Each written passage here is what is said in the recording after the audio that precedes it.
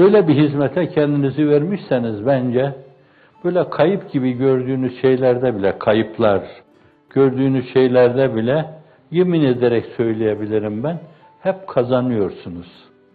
Hep kazanıyorsunuz. Çünkü müminin niyeti amelinden hayırlıdır. Bu kapkaranlık tabloyu değiştirmek öyle her baba yiğidin kârı değil yani. Biz o işin üstesinden gelemeyiz. Fakat öyle bir şeye talip olma. Şu küreye arzın şimdi güneşin etrafında 140 bilmem ne kadar küsür kilometre uzaklıkta.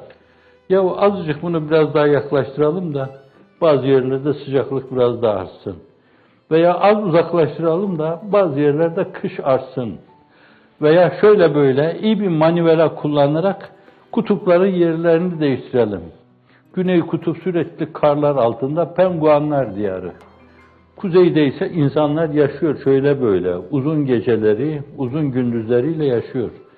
Bunun bir yönüyle değişmiş şimdiye kadar çent defa.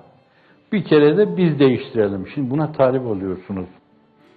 Bu Cenab-ı Hak nezdinde bir kıymet ifade ediyorsa şayet, onun rızasını kazanma mevzuunda ve sizin adım adım cennete yaklaşmanız mevzuunda böyle bir şey bakın, sizi böyle bir hususa yaklaştırıyorsa, siz de buna talipseniz, bugünkü gücünüz buna yetmeyebilir. Bugünkü teknoloji buna yetmeyebilir. Belki hiçbir zaman insanlığın gücü buna yetmeyecektir. Meselenin büyüklüğü açısından arz ediyorum bunu. Fakat böyle bir şeye talipseniz bence himmeti âli tutmak lazım. Dun himmet olmamak lazım. Bir gayeyi hayal belirlemek lazım. Zira gayeyi hayal olmazsa yüksek bir mefküre çok uzaklardan bir ışık, şule peşan bir ışık gibi bize göz kırpmazsa şayet, insan enaniyetine takılır.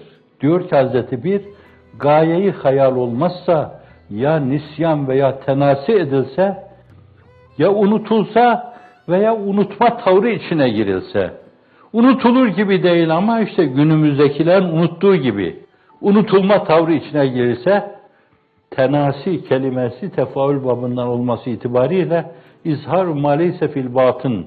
Hani tabiplerin kullandığı bir şey var. Hasta olmadığı halde hasta gibi görünme işinde temarüz derler ona. Hasta tavrı sergiliyor. O Arapçadaki kipin ifade ettiği manadır.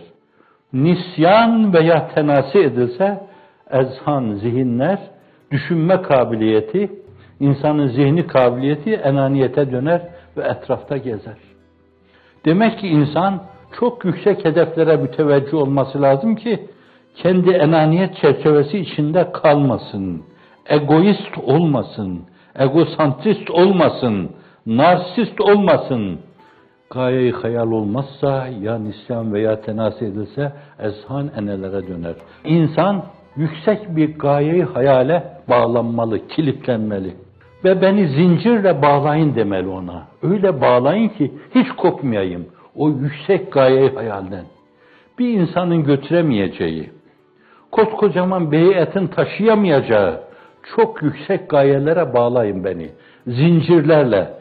Prometayı kayalıklara çaktığınız gibi çakın beni oraya. Koparamayayım o zincirleri demeli. Yahu biraz zincirlerde gevşeklik hissediyorum ben. Ne olur yenileyin bu zincirleri. Öyle bağlanmalıyım ki ben o yüksek gaye hayalden geriye dönmemeliyim demeli. Enaniyetten uzaklaşmanın, kendine takılmanın, Allah'la arasındaki şeylerde husufa, küsufa sebebiyet vermemenin tek yolu vardır. Altından, zebercetten, zümrütten döşeli bir yolu vardır, o da budur. Yüksek bir gayeyi hayale dilbeste olma, gönlünü kaptırma.